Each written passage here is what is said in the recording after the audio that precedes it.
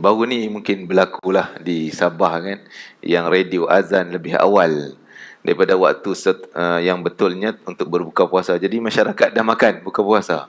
Jadi mungkin juga ada soalan, ada daripada masyarakat yang terkejut dengan azan test. Macam semalam di masjid saya, pukul 6.30, 7, 6.45 tu, dia orang test mikrofon, tapi Bilalnya azan. Allah buat test, nak test suara mikrofon, tapi dia guna lafaz azan. Orang pun confuse, masuk dah ke? Tapi mungkin tu lebih jauh, jadi orang taklah terkejut dengan situasi itu. Jadi bagaimana pandangan bahagia saya bersama kita, kalau tersalah makan, kita berpandu pada radio TV, tapi itu tersalah daripada waktu yang sebenar. Jangan. Terima kasih pada Fadil Ustaz Azian selaku moderator, tuan-tuan dan puan-puan sekalian yang dirahmati oleh Allah Subhanahu wa taala sekalian.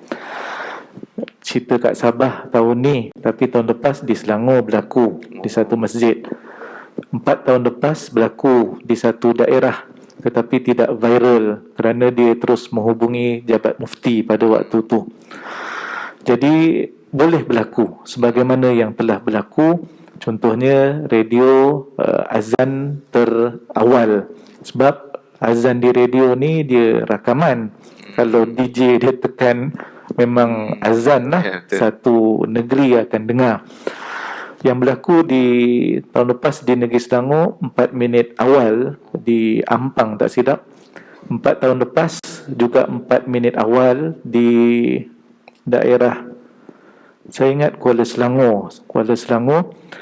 Yang tu Bilal azan dengan penuh yakin, memang diingat dah maghrib, kerana yang dirujuk adalah jam di dinding masjid. Jadi separuh daripada orang kampung telah berbuka puasa, separuh orang kampung. Dan masa tu berlalu, kemudian jadi heboh di kampung. 11 malam baru mesej, mohon pandangan bagaimana kalau tersilap azan dan ada orang berbuka lebih awal. Jadi saya pun jawab dan saya kongsikan pada tuan-tuan dan puan-puan sekalian berkaitan dengan hukum yang seumpama ini. Yang pertama sekali, kalau kita melihat kepada puasa ada 2 rukun. Rukun yang pertama adalah an-niyah, berniat, dan rukun yang kedua adalah al-imsak anil mufattirat minal fajri ilal ghurub, menahan diri daripada makan dan minum bermula daripada fajar sehinggalah terbenam matahari. Dan ini diambil daripada ayat Al-Quran, surah Al-Baqarah. Sa'azian Al-Hafiz lebih mengetahuinya. Ayat 187 cerita tentang malam bulan Ramadan. Uhilla lakum laylatas siyam ar-rafath ila nisaikum hunna libasul lakum wa antum libasul lahun. Kemudian sambung lagi ayat itu, waktu malam juga selain pasangan suami isteri boleh bersama, dibenarkan makan. Sebab Allah kata wa kulu washrabu, makanlah dan minumlah, ceritanya masih waktu malam, hatta yatabayyana lakumul khaytul abyadu minal khaytil aswadi minal fajr, sehinggalah terbit fajar, iaitu itu adalah kinayah, benang putih dan benang hitam, merujuk kepada kegelapan malam yang terbit fajar shadiq. Sekarang cerita malam dah habis, makan dan minum waktu malam bersama dengan pasangan waktu malam sehingga terbit fajar. Bila terbit fajar, Al-Quran menyebut thumma atimmus siyama ilal lail, dan kemudian sempurnakanlah puasa sehingga bila? Al-ghayah, itu mafhum bil ghayah, sehingga bila? Ilal lail. Lail di situ adalah waktu maghrib. Jadi puasa itu adalah mesti bermula daripada terbit fajar, tidak boleh makan, tidak minum. Kemudian penutupnya adalah tenggelam semua bulatan matahari. Dan di negeri Selangor kita ada jadual 3 zon, zon 1, zon 2 dan juga zon 3, mewakili yang utara, kemudian tengah, selatan dan juga yang ke sebelah barat. Shah Alam dia sama dengan Kuala Lumpur, sebab itu okey kalau dengar azan daripada radio, TV, kalau betul memang waktu berbuka yang samalah dengan Shah Alam. Jadi tak ada kompromi. Dia ceritanya adalah cerita siang dan juga malam. Adapun tersilap, yang Ustaz Azzian sebutkan tadi, al-khata'. Yang di Kuala Selangor itu, selepas disiasat, rupa-rupanya ada orang awalkan jam masjid. Ada orang awalkan jam. Jadi malam tu dia mesej, kita pun jawab dengan macam tadi tu. Maknanya akhirnya kesimpulan saya kata, tersilap ini yarfa'ul ithmi. Al-khata' yarfa'ul ithmi. Hukum berbuka puasa awal tadi tidak berdosa, tetapi puasanya batal dan wajib diqada selepas daripada bulan Ramadan. Jadi itu hukum. Dia tanya, kita pun jawab agak panjang juga, tapi kali ni tak ada respon. Biasa lepas kita jawab, orang cakap syukron Ustaz. Syukron, dia kata. Kita pun nak jawab dah, jazakallah khair. Ini senyap. Setuju tak setuju tak? Tengok mesej sampai, sebab ada dua right tu. Right. Tengok warna biru, baca. Tapi tak tahu dia faham ke tidak. 2 hari selepas tu mesej masuk, nama yang sama, yang tak ucap terima kasih tadi tu. Jadi kita tahulah, ni dia ni. Rupanya kali ni pula mesej datang, rayuan supaya ditukar hukum. Agaknya bila dia sampaikan jawapan daripada timbalan mufti pada waktu tu, memang dia kena marah lah. Lepas tu semua orang jadi tak puas hati dengan Bilal. Ni salah Bilal, biar dia qada untuk separuh orang kampung semua sekali. Tu yang dia orang kata, minta rayuan tukar hukum. Agaknya ini cadangan daripada separuh orang kampung tu dah. Saya pun dia terangkan dengan hujah maqasidus syariah, masya-Allah. Maknanya bukan biasa-biasa dah. Tapi bila kita terangkan balik ayat Quran dan maqasid tidak boleh bercanggah dengan nas, dan saya jelaskan bahawa ini al-khata', tersilap akan mengangkat dosa. Berbeza dengan seseorang yang sengaja makan, sengaja buka puasa, tahu belum maghrib, sengaja buka puasa, yang ini berdosa dan confirm batal dan wajib qada. Tetapi Nabi menyebut orang yang seumpama ini, dia tidak akan mampu untuk menggantikan puasa yang dia sengaja batalkan itu, walaupun berpuasa sepanjang tahun. Ada hadis. Sebab tu ni, yang tu keras sikit. Tapi yang ni tersilap, tidak berdosa, cuma kena qada. Agaknya dia bila dengar kena qada tu macam rasa ralat sangat. Yang dosa tak heran sangat. Tapi yang qada tu, Ustaz, ni bukan salah kami ni salah Bilal. Bilal bila kita tanya, dia kata jam yang salah. Dah habis. Bilal, yang orang kampung kata Bilal kata jam. Saya yakin jam kata ni masjid yang salah. Kalau tanya masjid, dia kata ni semua jaiz. Jaiz. Jadi tak selesai perkara tu. Jadi last kali saya pun bawah, rayuan ditolak, saya kata. Hukum kekal. Dan baru-baru ni di Sabah yang di Tawau, itu pun Jabatan Mufti Negeri Sabah telah keluarkan perkara yang sama tentang apa yang kita telah maknanya lalui. Yang di Ampang tahun lepas, dengar cerita 3 minit.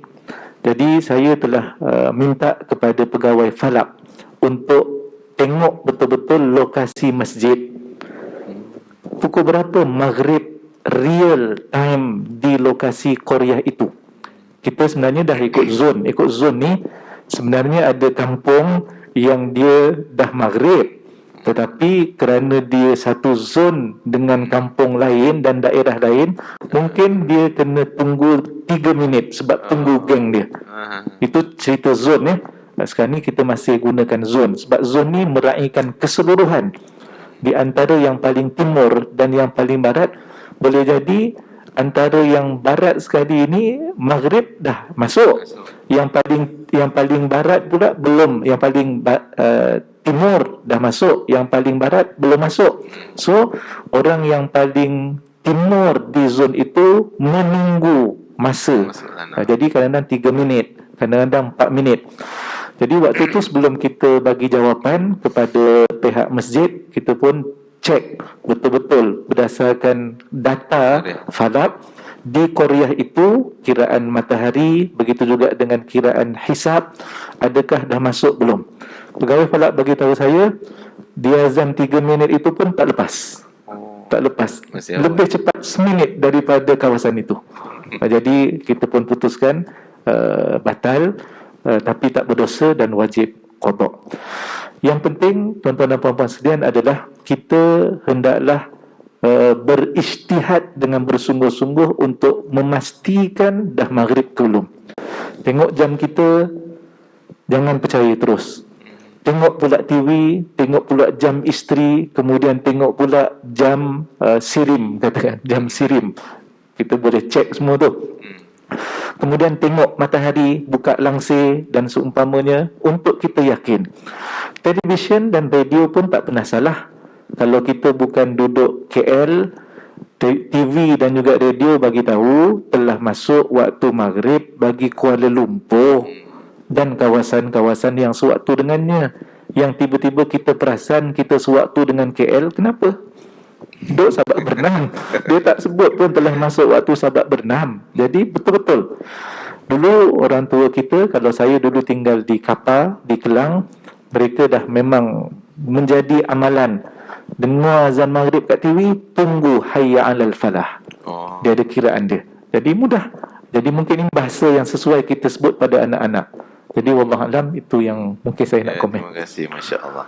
Alhamdulillah penjelasan dan juga pengalaman yang bermakna bagi kita dan menjadi satu panduan ilmu untuk kita semua, insya-Allah. Satu lagi tuan Sahibul Samahah kita, mungkin ada masa sikit ya. Ada lagi, insya-Allah. Bagaimana pula tadi berbuka ni, kalau setelah azan masih boleh minum ke? Kadang ada orang, mungkin kita dengar penceramah-ceramah kot, tak tahu yang tauliah tak tauliah, kita tak tahulah. Minum ada separuh gelas dia pegang, azan boleh habiskan. Ya. Macam mana? Terima kasih Ustaz. Ini memang viral juga di beberapa media sosial. Tahunya sebab dia orang tunjuklah dan tanya, iaitu dikaitkan dengan hadis Nabi SAW. Dalam riwayat Nabi bersabda, "Idza sami'a ahadukumun nidaa wal ina'u ala yadayhi fala yad'hu hatta yaqdiya hajatah." Apabila salah seorang daripada kamu mendengar an-nida merujuk kepada azan, tetapi yang kita jumpa terjemahannya azan subuh, itu jadi confused tu. Dalam hadis tak sebut pun subuh, cuma sebut umum an-nida. Baik, apabila salah seorang daripada kamu mendengar azan dan bekas minumannya masih berada di tangannya, Nabi kata fala yad'hu, janganlah seseorang letakkan al-ina, bekas minuman itu, sehinggalah dia tunaikan hajatnya. Kalau bekas minuman, dalamnya ada minuman, apa hajatnya? Minum. Tujuannya nak minum. Dan mereka luaskan lagi, maksudnya boleh jadi bukan minuman, makanan pun. Jadi mereka kata, tak apa, teruskan makan. Teruskan makan, boleh telan. Yang kat pinggan pun boleh, selagi mana tak la ilaha illallah azan tu. Ini semakin menarik apa yang mereka bahaskan. Jadi tuan-tuan dan puan sekalian, Ibn Hajar Al-Asqalani, ini tokoh dalam mazhab Asy-Syafi'i, meninggal pada 852 Hijrah, syarahkan hadis Sahih Al-Bukhari, iaitu kitabnya berjudul Fathul Bari. Dan ini juga disebutkan oleh Imam An-Nawawi, tokoh dalam mazhab Asy-Syafi'i, meninggal pada tahun 676 Hijrah, dalam kitab Al-Majmu'. Dia komen, hadis ini perlu kita faham bahawa pada zaman Nabi SAW untuk subuh ada dua kali azan. Azan yang pertama belum lagi masuk waktu, azan yang kedua itulah azan masuk waktu. Saya ingat sama dengan masjid negeri. Masjid negeri setengah jam akan ada azan sebelum subuh, dan yang kedua barulah azan subuh. Pada zaman Nabi SAW begitu, iaitu dua kali azan, dan azan yang pertama adalah azan Bilal ibn Rabah. Bilal ibn Rabah azan yang pertama. Adapun azan yang kedua, azan subuh, itu adalah azan daripada Abdullah ibn Ummi Maktum. Ini berdasarkan kepada hadis, kerana Abdullah ibn Ummi Maktum tidak akan azan melainkan dah terbit fajar. Maknanya dia mahir mengetahui fajar sodik ataupun fajar yang tidak betul. Jadi hadis yang menyebut tadi makanan ada di tangan kamu ataupun minuman jangan kamu letak melainkan habiskan hajat kamu, itu merujuk kepada azan Bilal. Azan pertama. Bukan azan yang Abdullah ibn Umi Maktum. Jadi maknanya itu memang belum masuk waktu subuh. Boleh makan lagi. Memang boleh makan, bukan setakat makan Ustaz. Masak pun boleh sempat lagi. Kalau sejam, sejam setengah jam. Jadi kena memahami hadis dengan merujuk kepada syarahnya, bukan tengok terjemahan. Sebab itu saya pernah komen, berhati-hati dengan hadis yang sampai kepada kita kalau sekiranya datang bersendirian. Ada satu grup WhatsApp yang bagus, dia kongsikan ilmu, tapi salah satunya adalah satu hari satu hadis.